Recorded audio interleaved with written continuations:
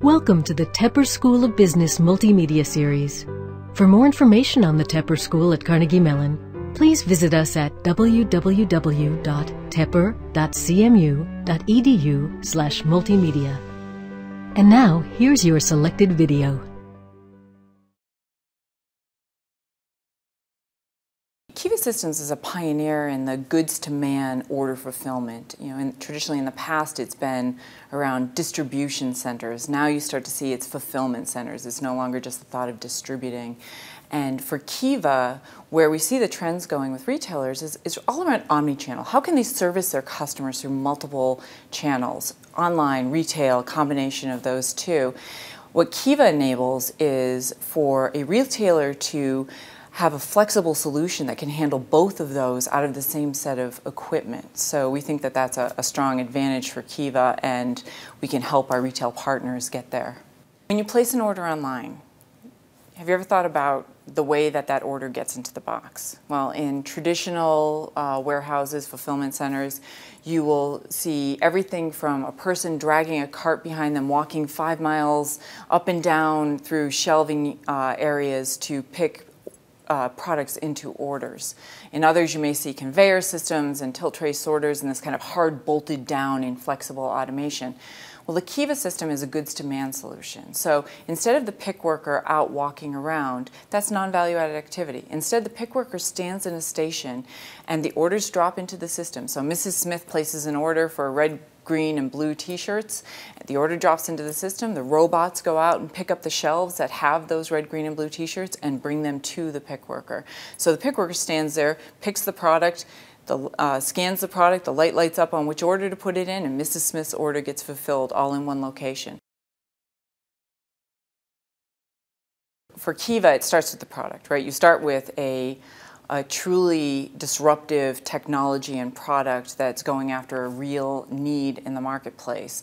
And when you have the core basis of your company being such an exciting product, you can then attract and provide opportunities for a whole group of individuals. So when you think about Kiva, we have numerous types of disciplines, everything from hardware engineers to software engineers, program managers, industrial engineers, manufacturing, designers, all of that kind of comes together in one place, and it comes together around the product. So everyone gets super passionate, excited about this mission that we have to take this product and disrupt a traditional material handling industry with it.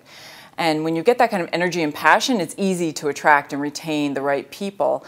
We've been growing very fast, though, so you have to make sure that we're attracting people that are consistent with our core values. So friendly, competitive, driven, results-driven, fast, flexible, grounded.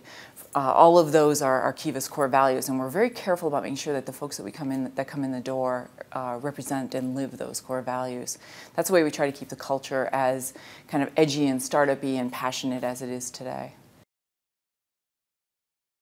So much of what we do as leaders is all around the people, right? It's finding the right people, and then once you have them on board, it's giving them new challenges, right? Giving them the tools, giving them the authority and the responsibility, letting them own a project, and then holding them accountable for the results, right? I love it when you see someone who's young in their role, who gets a big challenge ahead of them, and they sort of, excitedly, but a little, you could tell they're nervous about raising their hand and saying, let me take that on. And it's wonderful when you can give that person that opportunity and watch them just grow and flourish in that. And then they've got a whole new set of skills that they can build upon for the next opportunity to do that. So for me, leadership is a lot about just allowing people to grow and fly and develop on their own, and just giving them the opportunities to do that.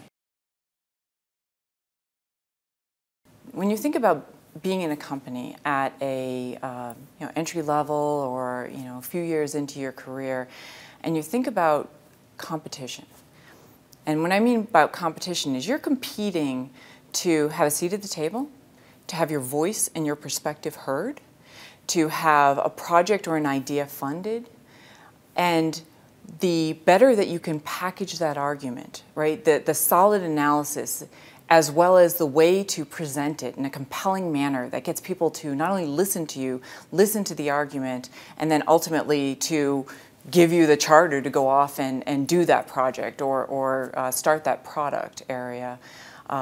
So it really does come together with those two sets of skills. You have to first be able to do the analysis that's going to be compelling analysis, but then you have to present it in a manner that gets heard and gives people faith that you are the right person to go after that and get it done. So I had engineering by education. Never really worked as an engineer. I had a couple of roles that had engineer in the title, but at the end of the day, it was a foundation. So a lot of what we do, especially in those early years, and even as senior leaders, is you're out there problem solving, and having engineering as a basis for how you approach a problem, the logic that you apply, how you think through and analyze a situation. So when you look at big decisions for a company, whether it's a strategic decision, a product area that you may want to go into, a negotiation, a lot of those analytical skills of lining up kind of what are the arguments on each side of this, and then a little of the softer skills too of talking through, getting additional opinions, making sure that you've thought through a situation thoroughly. They come together and help make better decisions. In terms of MBAs at Kiva, we have a lot of places where MBAs fit in. Clearly those skills around strategy, around looking at a business, developing people, the softer skills, the more analytical skills, all of those come together in an MBA, right? And we use MBAs in senior leadership positions. We have a number of MBAs in senior leadership positions, as well as in our program manager positions and some of our designer positions. There's a number of MBAs throughout the business. And I think from an advice perspective to MBAs, one of the things that I've always done is to continue to broaden my skill set, right? To get experiences in multiple areas of a business, whether it's operations or strategy or leading a project, leading a team, leading a move operation, any of those kind of things.